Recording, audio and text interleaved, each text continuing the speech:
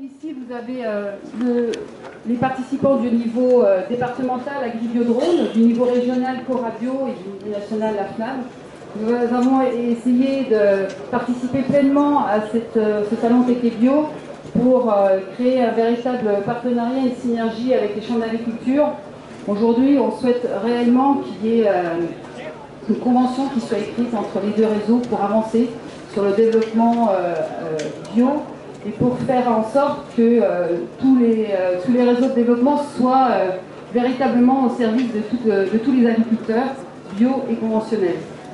Donc j'aimerais bien en parler plus longuement avec vous. Je crois qu'on avait convenu d'un rendez-vous, ce serait bien qu'on puisse en parler voilà, de façon plus précise pour qu'on avance collectivement, parce que les fonds de développement agricole, les fonds CASDAR, doivent pouvoir servir à tous les réseaux d'accompagnement.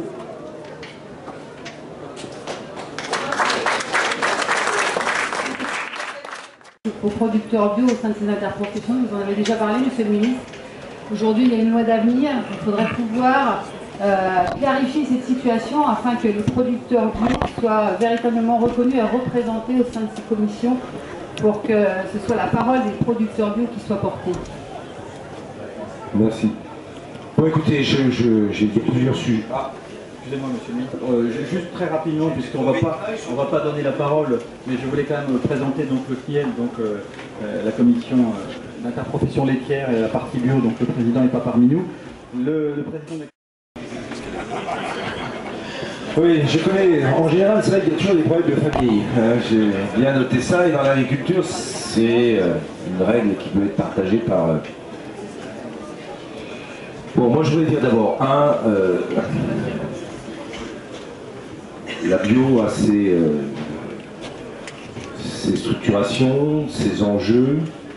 J'ai parfaitement noté ce qui était dit sur fruits et légumes, motivation d'achat, qu'est-ce qui se passe aujourd'hui, comment ça évolue. On a un objectif, ça c'est sûr, c'est de reconquérir une partie de ce qu'a été l'achat en bio qui a été fait avec des importations alors qu'on a un potentiel, nous, pour y répondre. Ça, c'est un objectif qui doit être extrêmement clair pour tout ce qui nous concerne, en tant que ministère, en tant que collectivité, en tant qu'organisme professionnel, en tant que fédération. Il faut qu'on ait cet objectif-là.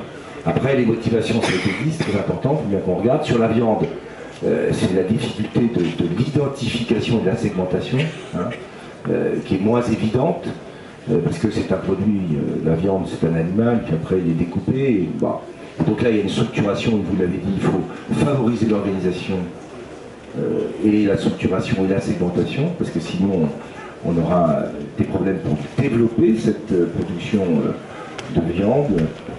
Sur le lait, il y a un certain nombre de sujets, même si ça a connu un développement important, c'est pareil, il faut qu'on arrive à bien caler et bien maîtriser production, transformation, commercialisation. Sur le plan bio, ambition bio, on en avait discuté au moment où on l'a présenté, c'est un objectif global, c'est développer la production, mais j'ai souhaité depuis le départ considérer que c'est pas simplement la production qui compte, parce que si on développe la production puis qu'au bout du compte on ne transforme pas ce qu'on produit et on ne commercialise pas ce qu'on produit, ça ne va pas donner grand-chose. Donc on a essayé de construire ce plan ambition bio avec cette dimension-là, d'où les moyens du fonds pour l'agence bio, d'où cette question de la structuration qui est importante. Bon, il y a des questions qui sont posées sur le développement de l'agriculture bio et les outils de développement, les relations entre la fédération et les chambres d'agriculture, avec l'idée d'une contractualisation, convention. Bon, nous, on est engagé au ministère sur, là, dans le moment qui est celui de ce beau salon, aussi dans la réforme de la politique agricole commune. Donc, une fois qu'on aura calé la négociation, dans le cadre de la préparation de la loi d'avenir, puisqu'il y a question d'interprofession, il y a question de développement, il y a question de beaucoup de choses, on va pouvoir y revenir. Hein, et donc, les demandes qui me sont faites, qu'on se rencontre et qu'on en discute, on se laisse un peu de temps pour qu'on puisse préparer cette loi d'avenir, sachant que dans les 3 semaines, 1 mois qui viennent, c'est vrai que c'est la réforme de la PAC qui va m'occuper directement. Mais j'ai parfaitement entendu comment on se coordonne, comment on essaye de trouver dans cette grande famille de la bio les bonnes synergies, comment on fait en sorte pour que tout le monde ait cette place, et les chambres d'agriculture comme outil de développement. Moi je l'ai déjà dit, c'est tous les réseaux, c'est tous les départements, comment on conventionne, comment on régule tout ça. Bon, moi je suis parfaitement ouvert et on cherchera les meilleures solutions et les bons outils dans le cadre de la préparation de la loi d'avenir. Il y a aussi la valorisation de la production bio, hein, dans les interprofessions, je pense en particulier au lait, on en avait évoqué.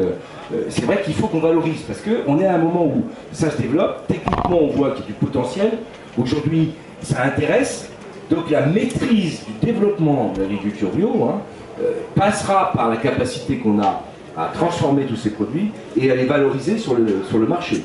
On s'était dit tout à l'heure pour le vin, quand on arrive à un moment où le développement de la production se fait à un rythme extrêmement important et qu'on n'a plus sur le marché forcément la valorisation d'une production bio qui demande de toute façon des temps en travail plus importants que sur le conventionnel, là on a un petit problème. Donc on est bien arrivé à un moment où on sait bien que dans la stratégie qui doit être la nôtre dans la mise en œuvre du plan Ambition Bio, on est la maîtrise de la production, techniquement, mais surtout de la valorisation. Et quand je dis valorisation, c'est transformation et commerce. Hein, parce que sinon, on ferait prendre des risques, et derrière, il n'y aurait pas les résultats.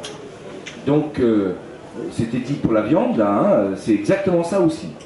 Donc là, on a un travail qu'on a engagé, les lignes sont fixées, et il faut qu'on ait cette stratégie, collectivement. Collectivement. Parce que c'est ça qui fera la réussite du plan Ambition Bio. Hein. Parce que si au bout de quelques années, on se retrouve avec des grosses difficultés de prix sur le marché, je ne sais pas qui sera ministre dans quelques années, mais celui qui y sera, on viendra lui dire, mais attendez, les prix ne rémunèrent plus le travail de l'agriculture biologique. Donc ça serait... on a suffisamment de problèmes de prix, de rémunération. Alors viande bovine aujourd'hui, je ne veux pas m'en plaindre. Hein, les prix sont élevés. Ça pose un problème pour la bio. Mais dans un domaine qui a souffert depuis des années, un petit peu de mieux, je peux vous dire que...